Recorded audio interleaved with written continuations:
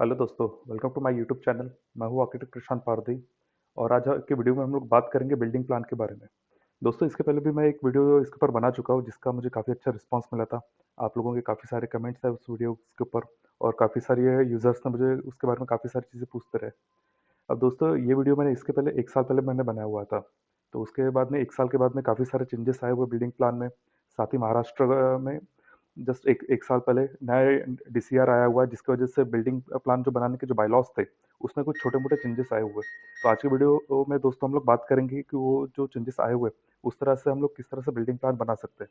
दोस्तों, यहाँ पे मैं प्रैक्टिस में काफ़ी सारे बिल्डिंग प्लान्स बनाते रहता हूँ, तो उसी में से मैंने बिल्डिंग प्लान का एक यहाँ पे सैंपल लिया हुआ है और इसी को आज की वीडियो में आपको एक्सप्लेन करके बताऊंगा कि मैंने इसे किस तरह से बनाया हुआ है, इसमें क्या-क्या चीज़ें ऐड ऑन हुई है, क्या चीज़ें नई है, क्या चीज़ें हम लोगों ने पुराने जो ड्राइंग्स थी, उसके साथ इसे अपडेट किया हुआ है। तो ये सारी चीज़ें दोस्तों मैं आज की वीडियो में आप लोगों को बताऊंगा।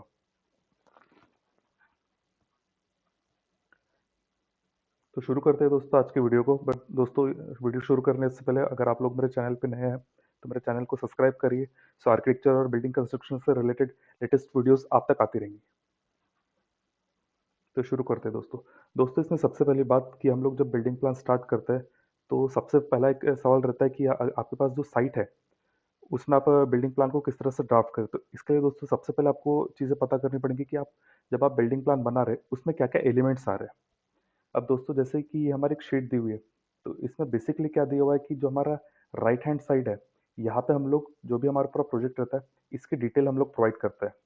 साथ ही आपको बेसिकली आपको क्या करना है, आपको उसके फ्लोर प्लान्स आपको डेवलप करने हैं, उसके बाद में आपको उसके साइट प्लान डेवलप करना है, उसका एलिवेशन डेवलप करना है और उसके 2 सेक्शन डेवलप करना है।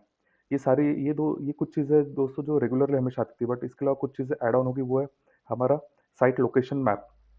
इसके लिए दोस्तों आपको गूगल अर्थ पे से आपको जो आपकी साइट रहती है, उससे आपको ट्रेस करके इस तरह से आपको इसको आपके जो ड्राइंग रहती है उसमें आपको ऐड करना पड़ता है। साथ ही दोस्तों इसमें आपको आपके की प्लान आपको डेवलप करने पड़ते हैं। साथ ही आपको रेन वाटर हार्वेस्टिंग से रिलेटेड और रिचार्ज यूनिट से रिलेटेड चीज़ें आपको ऐड करनी पड़ती है। तो इसके बाकी की जो डिटेल्स है दोस्तों, मैं आपको इसमें इसके AutoCAD फाइल हम लोग चेक कर रहे थे, उसका अकॉर्डिंग मैं आपको इसमें एक्सप्लेन करूंगा। अब दोस्तों, इसमें सबसे पहली बात कि जब हम लोग इस टाइप के जो शेड्यूल हम लोग डेवलप करते हैं, तो यहाँ पे क्या क्या चीज़ें आती है। इससे अगर मैं कुछ शॉर्ट इसमें अगर आपको सिंप्लीफाई करना चाहूँ, तो मैंने सबसे ज़्यादा नीचे वाले पोर्शन में यहाँ पे सबसे पहले यहाँ पे आर्किटेक्ट के जो सिग्नेचर आती है, साइन और स्टैम्प, इसके लिए यहाँ पे प्रोविजन दिया हुआ है। उसी के जस्ट नीचे में ओनर की जो सिग्नेचर्स आएंगी वो आएंगी। साथ ही जो हम लोग ड्राइंग ड्राफ्ट करते हैं, तो उस समय वहाँ पे हम लोग स्केल प्रोवाइड करते हैं, ड्राफ्ट किसने किया हुआ है, चेक किसने किया है, डेट और नॉट डायरेक्शन, इसको स्पेसिफाई करते हैं। साथ ही दोस्तों यहाँ पे मैंने मेरे फर्म का नाम और उसके डिटेल्स यहाँ पे मैंने प्रोवाइड किए हुए। तो इस तरह से जो बॉटम वाला पोर्शन है, इसे आप लोग अपने अकॉर्डिंग डिज़ाइन कर सकते हैं। ये अभी इसमें जो फॉर्मेट बनेगा ये कुछ वैरी हो सकता है, सब लोग अपने अपने अकॉर्डिंग उस फॉर्मेट को डिज़ाइन करते हैं। तो ये आपके ऊपर डिपेंड करता है कि आप किस तरह से इस फॉर्मेट को डिज़ाइन करना चाहते हैं। अब इसी तरह दोस्तों, इसमें सबसे जो टॉप पोर्शन है, वहाँ पे आपको आपका जो प्रोजेक्ट है, उसके बारे में आपको यहाँ पे स्पेसिफाई करना पड़ता था। अब यहाँ पे जो मैं ये एक रेसिडेंशियल प्रोजेक्ट बना रहा था, बट ये एक मल्टी फैमिली रेसिडेंशियल यूनिट है।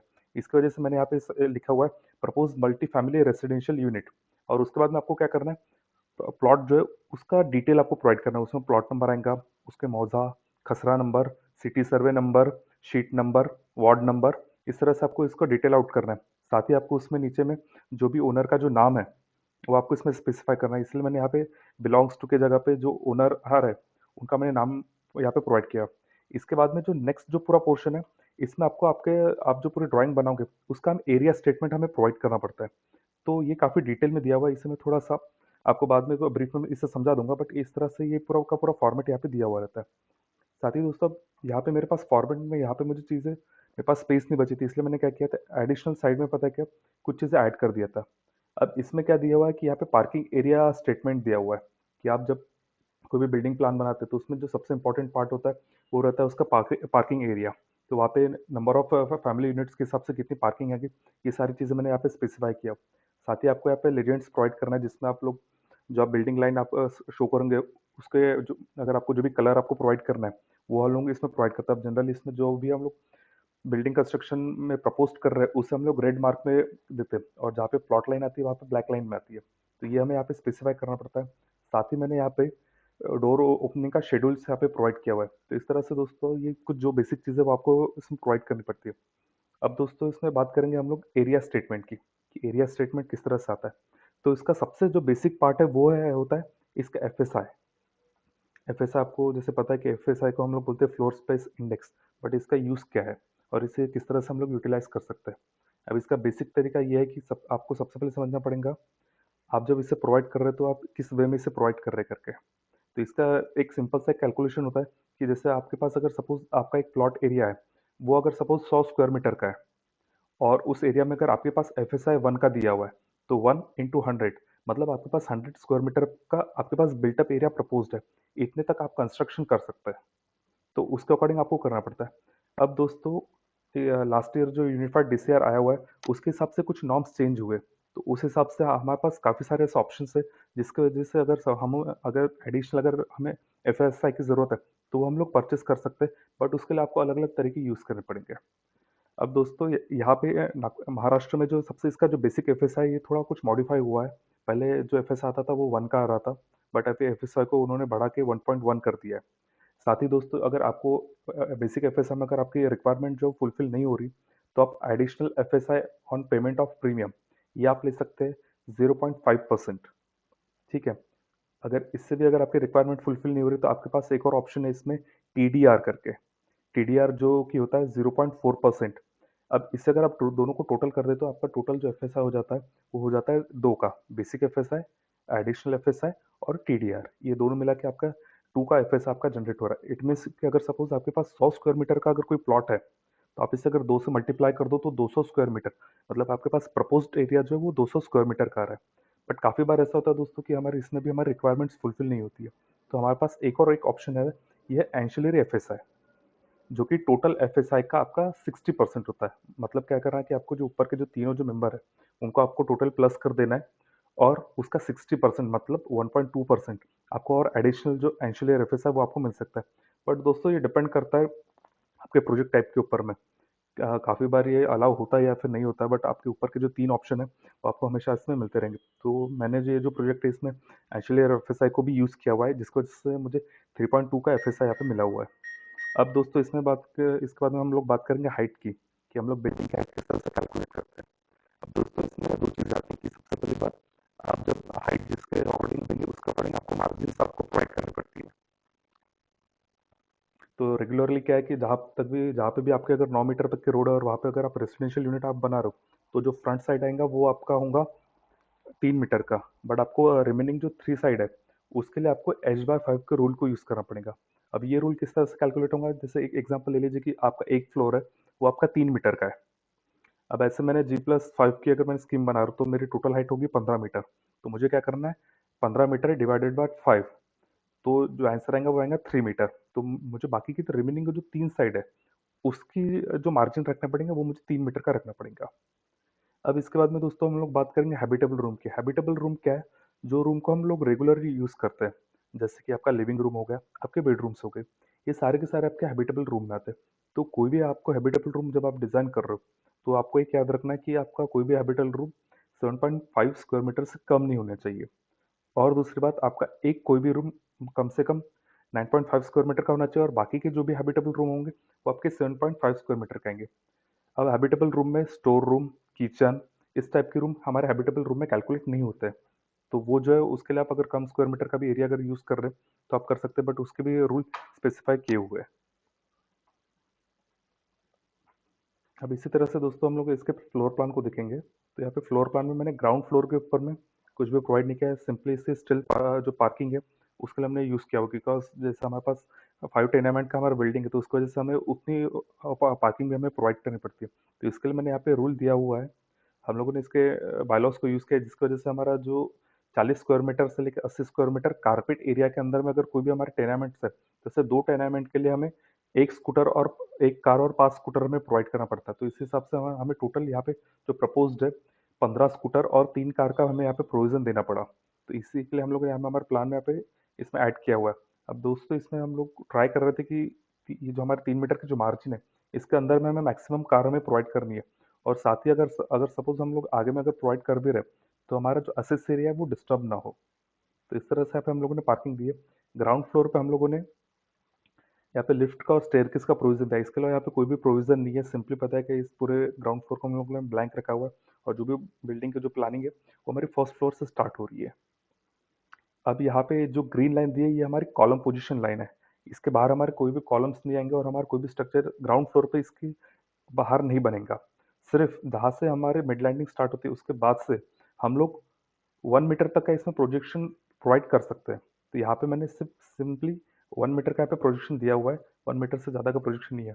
और पूरे के पूरे बिल्डिंग प्लान में भी हम लोगों ने जो प्रोजेक्शन दिया है वो सिर्फ 1 मीटर का है। इसका बेसिक रूल ये है दोस्तों कि जैसे अगर आपके पास जहाँ पे भी 3 मीटर या 3 मीटर से ज़्यादा की मार्जिन है तो वहाँ पे आप 1 मीटर तक का आप प्रोजेक्शन दे सकते हैं। बट जहाँ पे अगर आपका सपोज 3 मीटर से ज़्यादा की मार्जिन है तो आप उतने मार्जिन को बढ़ा सकते हैं। मतलब आपको जो क्लियर मार्जिन रखनी है वो हमेशा 2 मीटर के आपको क्लियर रखनी है। आपको तो उस हिसाब से आप बट मैक्सिमम जो आप कैंटिलीवर प्रोजेक्ट कर भी पाओगे तो वो कैंटिलीवर होगा आपका सिर्फ 2 मीटर का। तो अभी इस तरह से हम लोगों ने इसका प्लान बनाया हुआ था। तो प्लान में हम लोगों ने ट्राई किया हुआ कि जो भी हैबिटेबल रूम है वो हमारे प्रॉपरली बने। अब एक चीज़ आपको हमेशा इसमें याद रखनी कि आप जब भी इसकी प्लानिंग कर रहे हो तो आपको एक चीज़ याद रखना है कि जैसे आपका ये रूम का पूरा डायमेंशन है इसका 1/3 से ज़्यादा पता है क्या प्रोजेक्शन आपके हैबिट प्रोजेक्शन के अंदर में ना है। आपका बाकी का जितना भी रूम एरिया कवर होगा वो बिल्टअप एरिया के अंदर में ग्रीन लाइन के अंदर ही होगा। सिर्फ 1 मीटर तक का प्रोजेक्शन आप ले सकते हैं। इससे ज़्यादा का प्रोजेक्शन आपके पास लेने के लिए यहाँ पे स्कोप नहीं दिया हुआ है।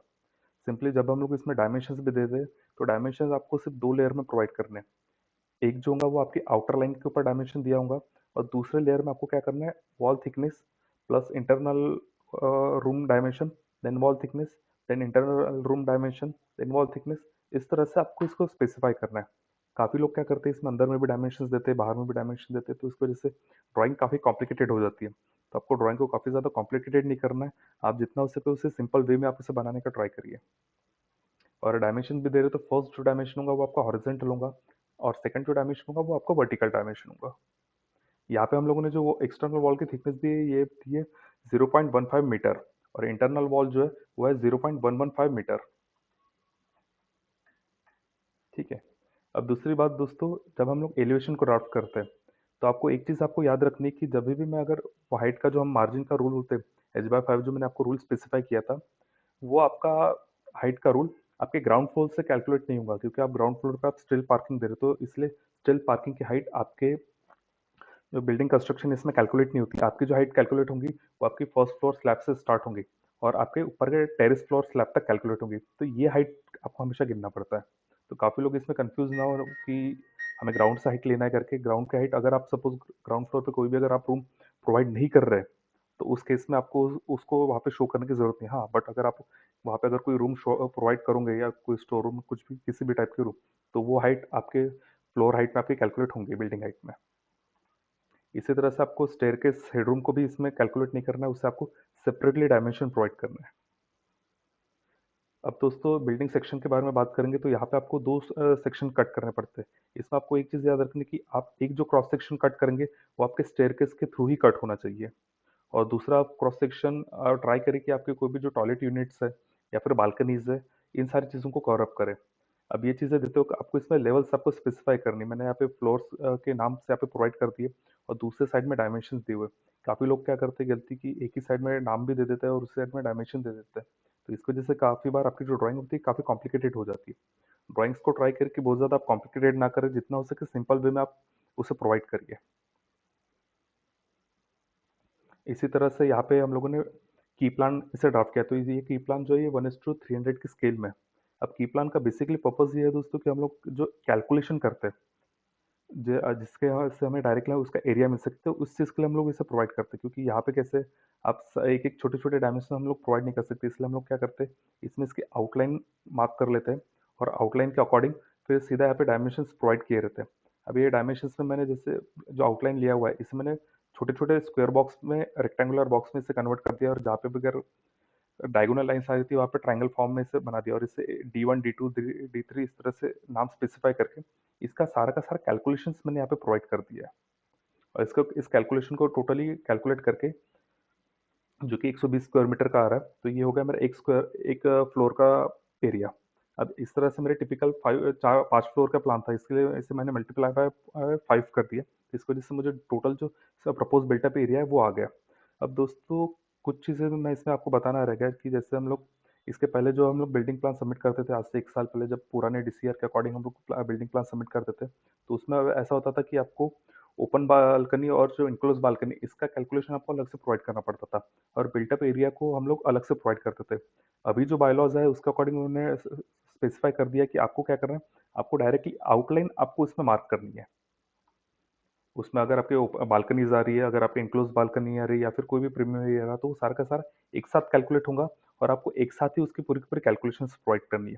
आपको इसका ऐसा नहीं करना है कि आपको प्रपोज्ड जो आपका बिल्टअप एरिया है उसे आपको अलग से कैलकुलेट करना है, बालकनी को आप अलग से कैलकुलेट करेंगे तो वो जो उस टाइम पे जो पूरा प्रॉब्लम्स होती थी उसको उन्होंने यहाँ पे शॉर्ट आउट कर दिया और डायरेक्टली आपके पास प्रोविजन दिया है कि आप डायरेक्टली पॉलीलाइंस को इसमें लीजिए और डायरेक्टली इसका एरिया कैलकुलेट करके आप इसमें एड ऑन कर दीजिए। तो इसी तरह से मैंने इसमें ग्राउंड एरिया का भी इसमें एरिया स्टेटमेंट दिया हुआ है, टिपिकल का स्टेटमेंट दिया है और इसके अकॉर्डिंग आपको इसमें इस पूरे जो ब्लॉक्स है इसको फुलफिल करना है। अब दोस्तों ये चार्ट आपको थोड़ा कॉम्प्लिकेटेड जाएगा बट ये चार्ट ऑलरेडी हमारा जो यूडीसीआर है इसके अंदर में स्पेसिफाई किया हुआ है और उसी को मैंने कॉपी करके इसे इस पूरे स्टेटमेंट को यहाँ पे ड्राफ्ट किया। तो इसमें बेसिकली बहुत ज़्यादा एड एक्स्ट्रा चीज़ें नहीं दी हुई है। आप जैसे स्टेटमेंट को देख सकते हो तो पहले इसमें मैंने इसमें से प्लॉट एरिया यहाँ पे प्रोवाइड किया हुआ है, ठीक है, जो कि मेरा 252 स्क्वायर मीटर का आ रहा है, ठीक है। अब इसमें जो बेसिक एफएसआई था वो था मुझे था 1.1 का, तो अगर मैंने इस एरिया से कैलकुलेट कर दूं तो जो मुझे कैलकुलेशन मेरी ये आ रही है 2.77.2।